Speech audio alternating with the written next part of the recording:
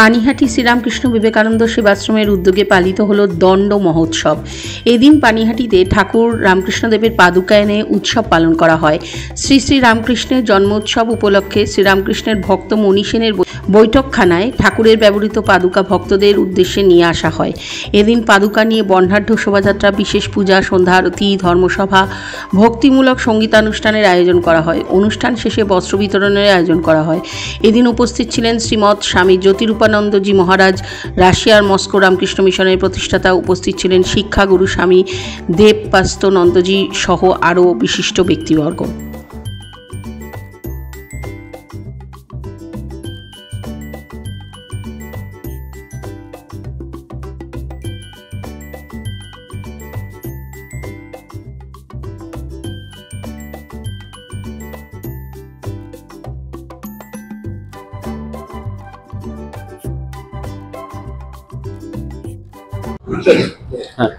নমস্কার, আমরা পানিহাটি শ্রী রামকৃষ্ণ বিবেকানন্দ সেবাশ্রমের পক্ষ থেকে আজকে শ্রী রামকৃষ্ণের পদধূলি ধন্য যে গৃহ অর্থাৎ এই যে বৈঠকখানায় ঠাকুরের শ্রী পাদুকা অর্থাৎ যেটি মহেন্দ্র কবিরাজ কে ঠাকুর ওই খড়মটি ঠিক করার জন্য দিয়েছিলেন, সেই খড়মটি আজকে আনা হয়েছিল এই দণ্ড মহোৎসব তলা পানিহাটির এই রাঘব ভবনের যে কাছে সন্নিকটের যে ভক্ত মণি সেনের বৈঠকখানা সেইখানে।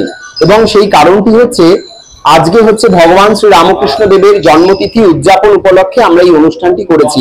পাদুকা আনা হয়েছে, এনে সেই পাদুকা নিয়ে ঠাকুরের যে পরিক্রমা মার্গ অর্থাৎ ঠাকুর যে পথ থেকে সশরীরে সপার্শ্বদ মাস্টার মহাশয়, গিরিশচন্দ্র ঘোষ, রামবাবু এবং নিরঞ্জনানন্দজি সন্ন্যাসীরা মিলে যে এই চিরা মহোৎসবে যে এসেছিলেন, সেই যে পরিক্রমা মার্গ, সেই পরিক্রমা মার্গের মধ্যেই আমরা ঠাকুরের পরিক্রমা শেষ করে তারপরে ঠাকুরের ষোড়শোপচারের পুজো এবং ঠাকুরের আরতি এবং তৎসহ দণ্ড মহোৎসব তলায় আমাদের একটি অস্থায়ী মঞ্চ করা হয়।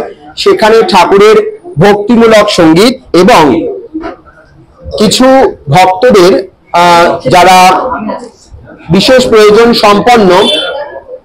প্রয়োজন সম্পন্ন ব্যক্তিদেরকে আমরা বস্ত্র বিতরণ করি। এবং উপস্থিত ছিলেন উল্লেখ রাখি যে উপস্থিত ছিলেন শ্রীমৎ স্বামী জ্যোতিরূপানন্দজি মহারাজ, রাশিয়ার মস্কো রামকৃষ্ণ মিশনের প্রতিষ্ঠাতা এবং দীক্ষাগুরু, উনি উপস্থিত ছিলেন স্বামী দেবপাস্তানন্দজি এবং উপস্থিত ছিলেন আরো বিশিষ্ট ব্যক্তিবর্গ। এবং আমাদের আগামী দিনের লক্ষ্য শ্রী রামকৃষ্ণের নামাঙ্কিত কোনো আশ্রম আমাদের পানিহাটিতে নেই। তো সেই কারণে আমরা চাইছি এইখানে ঠাকুরের পদধূলি ধন্য স্থানে যাতে একটি ঠাকুরমা স্বামীজির ভাবাদর্শে একটি আশ্রম গড়ে ওঠে। রামকৃষ্ণ বিবেকানন্দ ভাবাদর্শ প্রত্যেক ভক্তদেরকে জানাই আমাদের আশ্রম থেকে আহ্বান, আপনারা আসুন এবং আমরা একটি সুন্দর সেবাশ্রম গঠন করি এখানে।